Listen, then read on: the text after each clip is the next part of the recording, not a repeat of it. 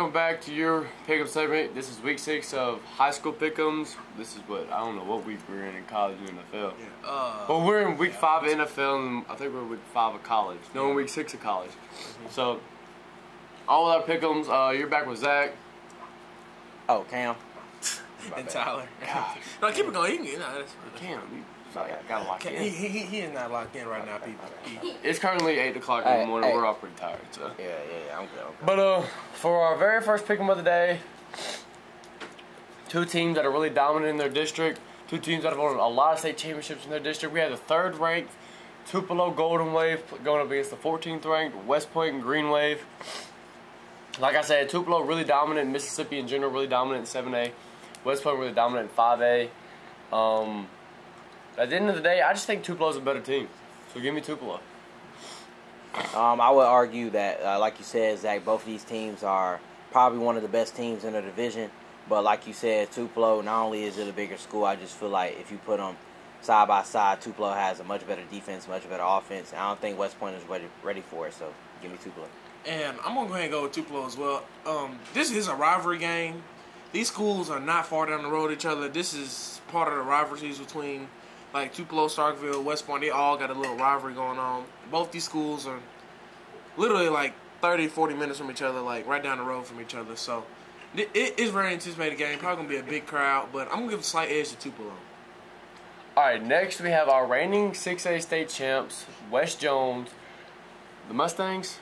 Yep. West Jones, 13th ranked West Jones Mustangs versus the 7th ranked Jackson Prep. I'm really in the middle. I really don't know who to go. I watched West Jones play against Grenada last year in the state championship, and their team looked great. That West Jones team looked real good.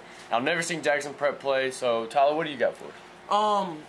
Jackson Prep, they've constantly been one of the best teams in private school, in Mississippi private schools. Like, they have dominated.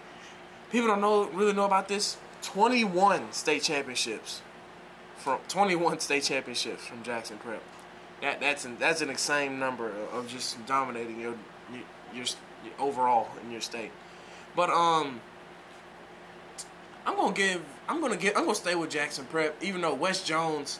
I mean, this is gonna be a dogfight. West Jones, on one of the best defenses I've ever watched, because I was able to watch them earlier this year in a preseason game. But they're fun to watch. But overall, I'm gonna get the little edge to Jackson Prep. I think they're a little better offensively, and they're gonna air it out a little more with them. Yeah, Tyler, I like that pick too. I'm gonna go with Jackson Prep as well. Like you said, 21 state championships. I didn't even know about that until I did a little bit of research myself. But Jackson Prep, like you said, they've been consistently one of the best teams. And I feel like they're not ranked top 10 for no reason. And West Jones, even though they're reigning state champs, I feel like Jackson Prep is going to give them a good fight, and I feel like they're going to eventually come out on top. I can't do them sit here and agree with you. Every time I'm doing pick'em research, every time I'm looking at Max Prep, Jackson Prep is always there. Always in the top 10, always in the top 5, always performing, always undefeated, always winning state championships. So I think I have no choice but to go Jackson Prep in this one. Next, we have 20th ranked Picayune Maroon Tide versus 18th ranked Petal. And Picayune, when Picayune was in 5A, it was them and West Point. If West Point didn't win it, Picayune won it. If Picayune didn't win it, West Point won it. And it was always back and forth between the two. But Petal is low-key a sneaky good team in Mississippi. They're always consistent, always winning, always in the top 25. But give me Petal in this one. I like Petal a lot. Yeah, you can go with Petal, but I'm gonna go with Picayune here. I think in Maroon Tide, their scheme's been the same for 50 years.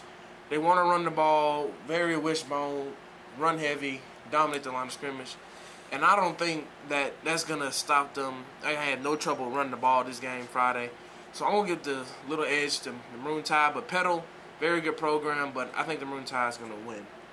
I feel like this game could go either way, but I'm going to have to go with Tyler on this one. Give me Picayune. Their program, I mean, it's always been solid, always been getting better. And like you said, Zach, it's either them or West Point when they were in 5A. But Petal, like y'all said, they're a great team, but give me Picayune this one.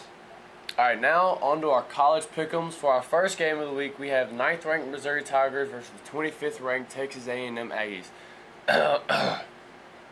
SEC play has started, and I'm super excited for it because SEC is supposed to be something, you know, there could be 8 teams that make the playoffs, and just from the SEC by themselves. Absolutely, yeah. Even though nobody's gonna enjoy that at all. Yeah, nobody would like that. It's gonna be the Natty's just gonna be another SEC championship game. That's Well, I would enjoy it. My bad. Go ahead, Zach. Go ahead. Anyways, Missouri versus A&M. It's in Aggie land. But dude, that Missouri offense is something dangerous. Yeah. Brady Cook, Luther Burden, like that's the best college duo in my opinion. That's better than Shedeur and Travis if you ask me. You can argue that. So I mean, give me Missouri just because I love that offense. All right. It's in College Station, as you said. Texas A&M, I've seen up and downs out of them. They've had some shaky starts of the season, but they've won games nonetheless. But I'm going to give the slight edge to Missouri right here. I think Missouri, like Zach said, their offense is just electric. That's going to be really hard to stop. And one of the Aggies' biggest problems in recent years has been they can't stop nobody. I mean, so I'm going to give that slight edge and go ahead and give it to Missouri. Yeah, I also like Missouri, but I don't think it's going to be a slight edge. I actually think it's going to be a landslide. I mean, coaches, they're known for overhyping Texas A&M, especially early in the season. But with this Missouri duo, like you said, Brady Cook, he's been having himself a season.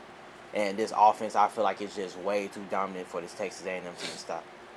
All right, next we have 12th ranked Ole Miss, the Rebels, our Rebels, versus the South Carolina Gamecocks. Now, I love South Carolina, and I love their team. I love Lenore Sellers. I love Nick Harbor.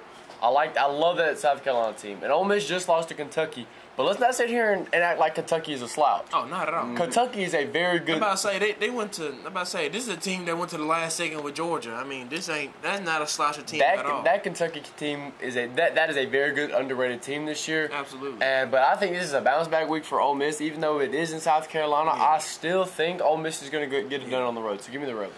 And Gamecocks, like you said, really good program. Similar, not exact same caliber as Kentucky's defense, but they're going to get after the quarterback. Very good. They got 2 top pass rushers in the nation on their defense. I mean, they're dominant on the defensive line. But Ole Miss, I think what's going to change this game is their secondary with South Carolina. South Carolina's secondary is one of their weaknesses to that strong defense.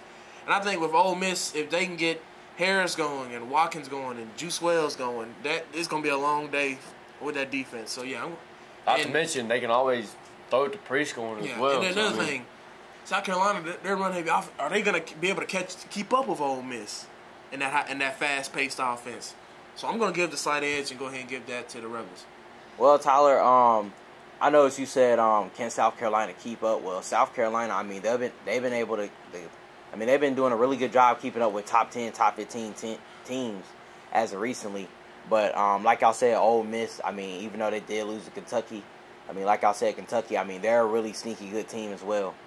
So give me Ole Miss. I feel like this is a good way to bounce back from a loss and hopefully go up in the rankings. Well, here's the thing. Now, don't sleep on South Carolina. I feel like they'll have a 7-win season, but their team is super, super young. Absolutely. Nick Harbor's a junior. Yeah. Lenore Sellers, I think, is an underclassman. Mm-hmm. And then they got that No, they didn't. No, they don't. Their running back, I think he's a freshman.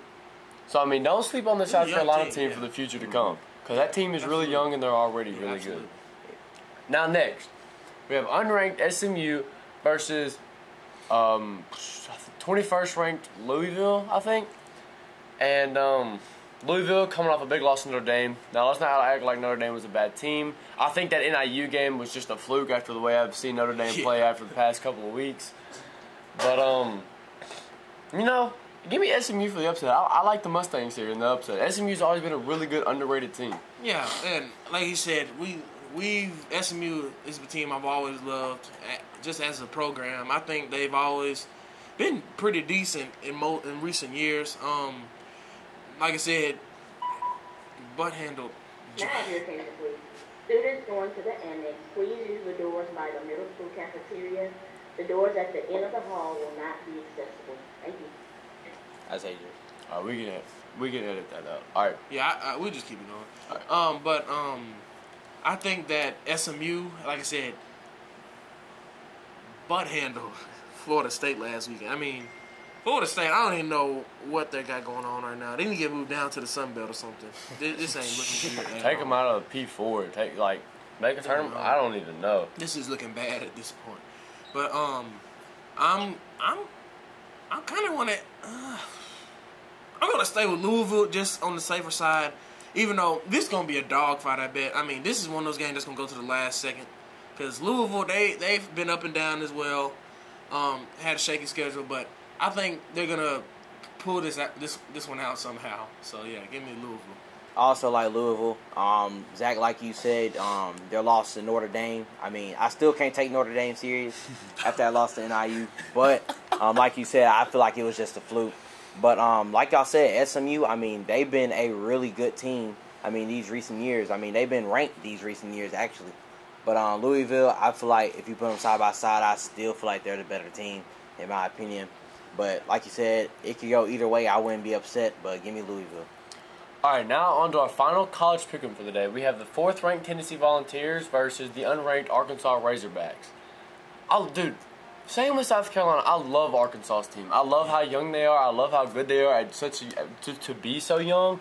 But, dude, Tennessee is on fire. Yeah. They have the highest rated offense, have one of the better defenses. Nico's a freshman. Yeah. Nico's better than Dylan Raiola. Yeah, dude. Nico's way better than Dylan Raiola. But now here's my thing. Tennessee, in my opinion, has the best offense in the country. Yeah, so you're going with Tennessee. Yeah, I'm going with Tennessee. See, here's my thing. I'm going to go with Tennessee because I think Arkansas defense can keep up with Tennessee. But my problem is, can Arkansas's offense keep up with Tennessee's offense? Because Arkansas's offense, they're not nearly as fast-paced. Tennessee, they're big plays. They're trying to score quick. They want to put points on the board. Right. Can Arkansas do that and keep up with Tennessee? I don't think so. So give me Tennessee. Yeah, I don't think Arkansas can keep up with Northern defense or offense, in my opinion. Like you said, Zach, I mean, they're just top defense, top offense. I mean, they're just a powerhouse school, and they've really been letting the world hear about them recently. So give me Tennessee in a landslide. Who did Tennessee play last week? Can't even remember. They beat them good, though. Has Tennessee played an SEC school yet? I don't know if they started SEC play yet. They might not. See, here's the thing. Like, Nico's a freshman. He's really good to be a freshman, but you know how it gets when it comes to conference play with some quarterbacks, especially on the road. Oh, they played on the road. They did. Oh my gosh, who did they beat? They beat somebody on the road. I can't remember. I know. They Because they didn't blow them out, but that's Oklahoma. yes, okay. There you go. So yeah, Sooners. they have our starting Beat the SEC Sooners, play. yeah, So that's I don't know why I'm worried about. There you go. Yeah. Yeah, no, I think Tennessee will get done. Honestly, I think Tennessee will put up 50 points, in my opinion.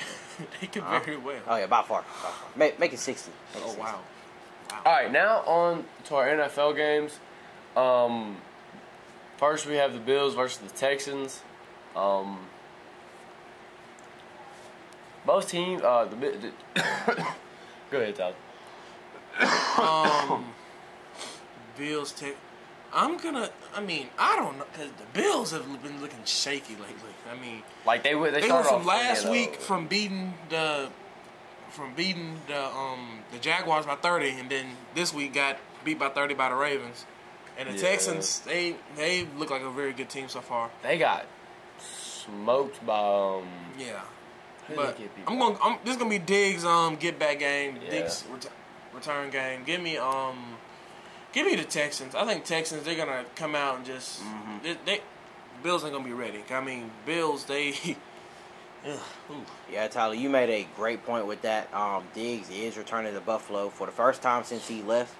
But like you said, the Bills, they've been looking very rough, and I feel like NFL critics, coaches, I feel like they still find a way to overhype the Bills, especially since they have guys like Josh Allen, Gabe Davis.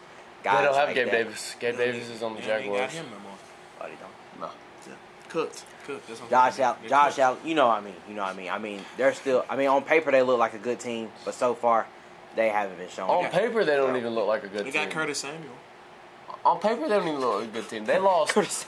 They lost Diggs. They lost Gabe. They lost Jordan Poyer. They lost Micah Hyde. I mean, They got Curtis Samuel. like DeMar Hamlin starts. Oh wow, what Yeah, that supposed to mean? what's wrong with DeMar Hamlin? What's wrong with He's DeMar like Hamlin? a 62 overall in Madden. Well, he got a pick the other day. I mean, he can't be that bad. Anyways, give me the Texans. I just feel I like like the Texans. I feel like when the Bills play good teams, they just don't perform as they should. Yeah. For example, when they played the Ravens, they got 42 hung on their head. So, I mean, I feel like when it comes to better opponents, like a team like the Texans, who I believe, if it comes down to it, they can beat the Chiefs to go to the Super Bowl. I think it's the Texans. I like Texans. All right. Next, we have division rivals. We have Baltimore Ravens versus the Cincinnati Bengals.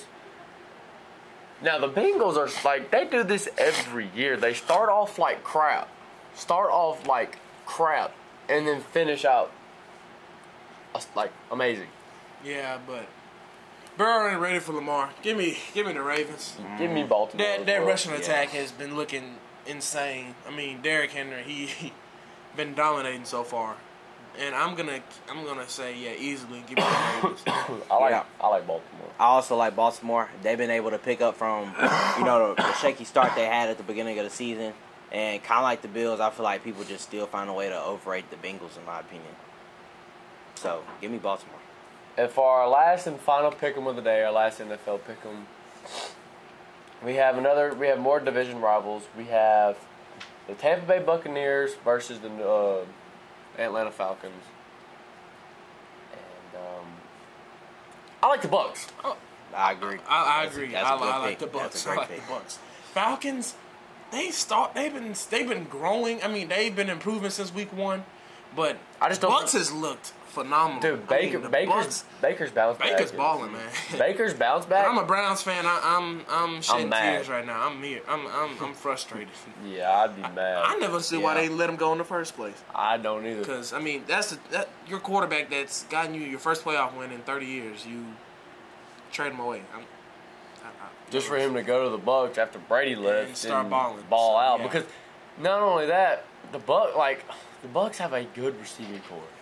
Like do. Mike Evans Great might be receiving 30, but he's Mike still Evans has been performing. constantly great. He's one of the most consistent Well, receivers I've ever seen. I mean, he's 1,000-yard guarantee almost every year. And then not to mention they have Chris Godwin, who is super good. Great team. Team. And I feel like we should not be surprised that we're seeing performances out of them too. Chris I Godwin, wouldn't be Mike Evans. surprised if the Bucs make a deep playoff push. I said that last week, and I said that the week before. If the Bucs make a deep playoff push, and I know they're in the NFC South with my New Orleans Saints, but the Bucs are going to be the team to beat. They're looking scary. Yeah, they're looking really good. The Bucs are going to be one of the teams to beat, probably behind Detroit. So yeah, Bucs. Yeah, I say we all go with the Bucs. The Falcons, I mean, improved a lot since last season. They're still not where they want to be. I just don't think the Falcons have really figured out what works for them. I mean, they do have Arthur Smith as their offensive coordinator, but I still don't think they just have figured out what works for them.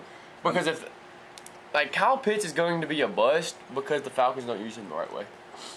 Well, I mean, yeah, I agree with you 100%. But I mean, it's a lot closer than where they were last year. I mean, Well, last year they finished a little under 500. So, I mean, they were second in the Well, I NFC mean, South. like I said, they're still trying to figure themselves out. You know, they had a big win against the Eagles last week. I mean, they're still trying to figure themselves out. It's still early in the season, so. Not only that, they have one of the best DB groups. They have AJ Terrell, Jesse Bates, Justin Simmons. Man, I don't know if it's going to be enough for this Buccaneers team with Baker, playing like an MVP candidate, in my opinion, and with guys like Chris Godwin and Mike Evans especially. I like the Bucs. Love the Bucs. Well, this has been your pick'em segment with Zach, Cam, And Tyler. and we'll see you next week.